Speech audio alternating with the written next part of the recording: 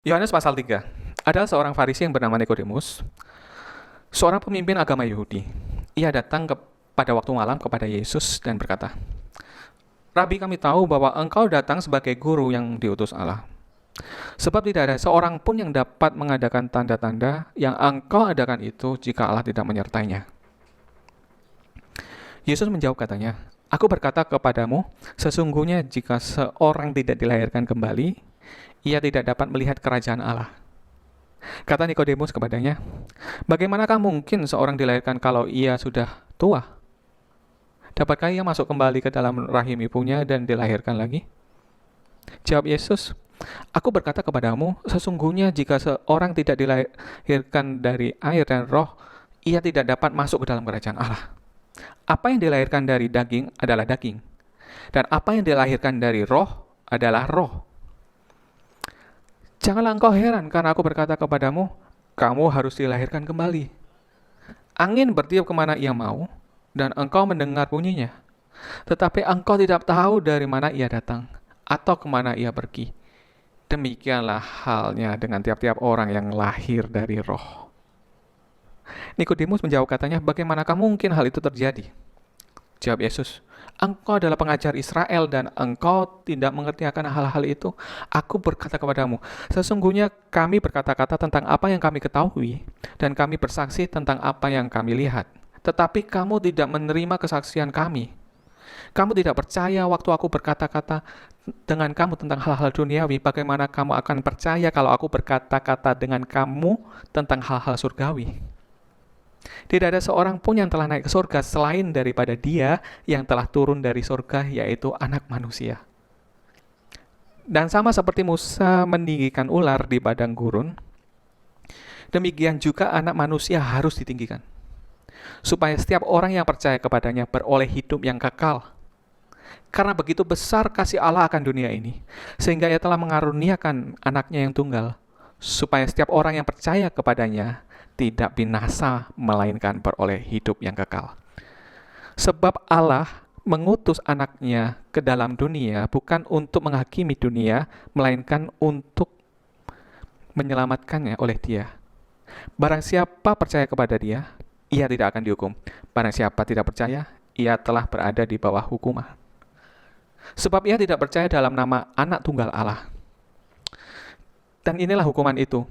Terang telah datang ke dalam dunia, tetapi manusia lebih menyukai kegelapan daripada terang. Sebab perbuatan-perbuatan mereka jahat. Sebab barang siapa berbuat jahat, membenci terang dan tidak datang kepada terang itu, supaya perbuatan-perbuatan yang jahat itu tidak nampak. Tetapi barang siapa yang melakukan yang benar, ia datang kepada terang, supaya menjadi nyata bahwa perbuatan-perbuatannya dilakukan dalam Allah. Sesudah itu Yesus pergi dengan murid-muridnya ke tanah Yudea, dan ia diam di sana bersama-sama mereka dan membaptis.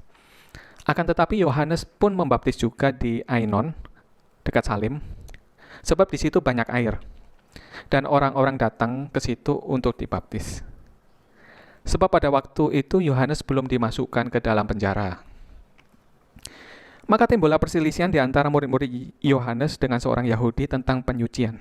Lalu mereka datang kepada Yohanes dan bertanya kepadanya, "Rabi, orang yang bersama-sama dengan engkau di seberang sungai Yordan dan yang tentang dia engkau telah memberi kesaksian, dia membaptis juga, dan semua orang pergi kepadanya." Jawab Yohanes, "Tidak ada seorang pun yang dapat mengambil sesuatu bagi dirinya kalau tidak dikaruniakan kepadanya dari surga.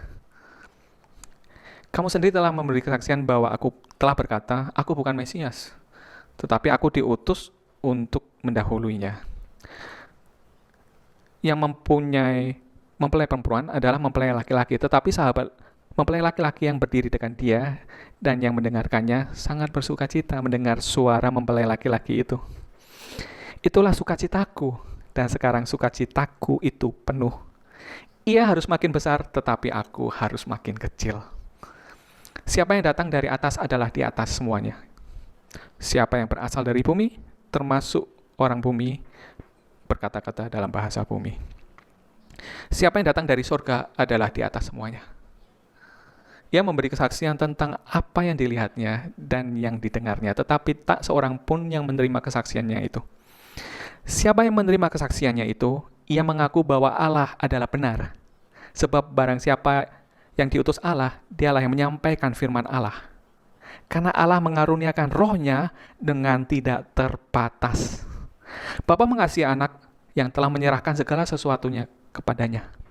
Barang siapa percaya kepada anak, ia beroleh hidup yang kekal.